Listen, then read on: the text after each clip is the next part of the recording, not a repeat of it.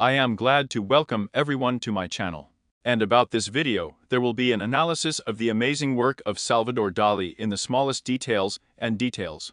Dali always gives us the opportunity to connect our imagination and solve all the riddles hidden by him. But we'll start with a little background to the painting. The picture of the Temptation of Saint Anthony was painted in 1946 year by Salvador Dali. Albert Levin, an American film producer, also inspired him to write a masterpiece.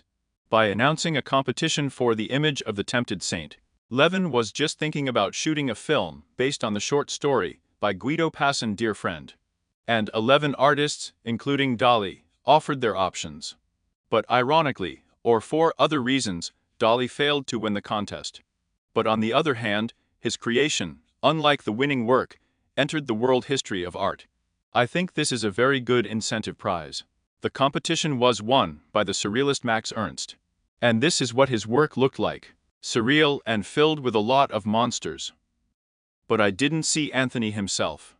But once removed, he is depicted completely captured by what is happening. But I will tell you briefly who this Anthony is in general, and what he is so famous for. Saint Anthony, a hermit from the 4th century.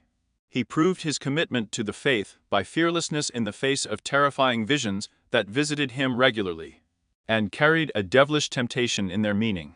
Hallucinations, as a rule, were in two forms: in the form of a seductive woman and in the form of monstrous demons. In the early Renaissance, artists combined these images and painted women with horns, reminding of their satanic origin. The story of Anthony was perfectly replicated in the Middle Ages.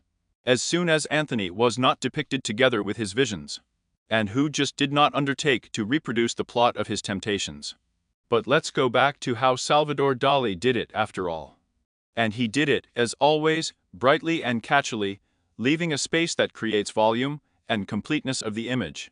The surreality or even absurdity of the details literally pushes us to reveal hidden meanings. The Temptation of Saint Anthony is painted in oil on canvas.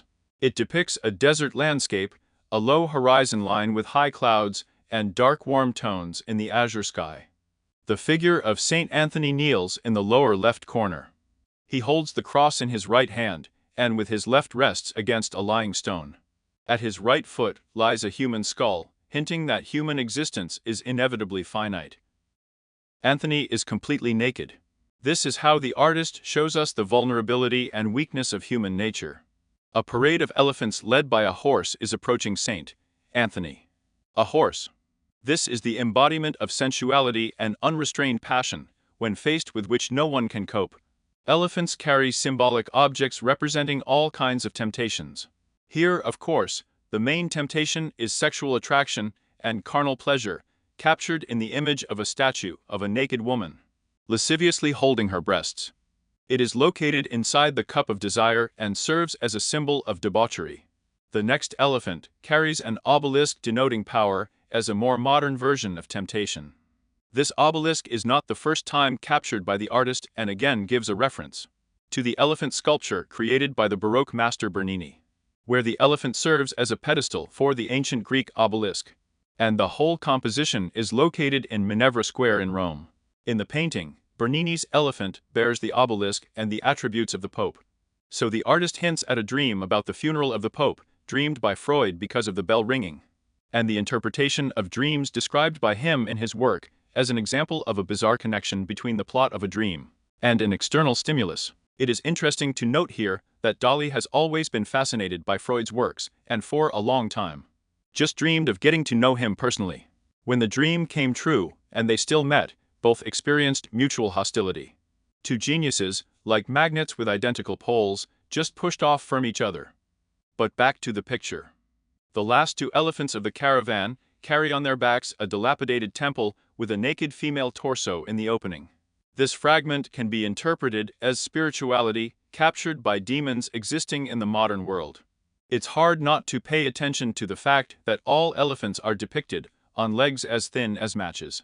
Then, Lee creates a symbol of the fragility and reality inherent in the dream. It is also a kind of allegorical fact that if Anthony renounces his faith for even a moment, and experiences even the slightest temptation or doubt, then the weight of all temptations will fall on him at once. Another elephant, not part of the caravan of temptations, is located in the background, on the right side of the canvas. He carries a lighthouse, obviously symbolizing the light of faith. The lighthouse pierces dense gray clouds and points the viewer to the Ascarial, the contours of which arise either from a cloud or as a mirage on a cloud. The Escorial, located in Spain, traditionally symbolizes the unity of the worldly and spiritual beginnings of human life, since it was originally built both as a monastery and as a royal residence. Under the feet of the caravan and elephants, people are probably already tempted and have lost themselves in sinfulness. Dali depicted them as very small, almost grains of sand, in a sea of temptations.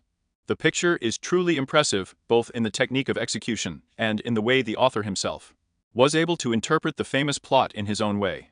And we have only one question left. Will Saint Anthony resist the power of worldly temptations, giving his faith and himself? I will be very glad of your answers in the comments.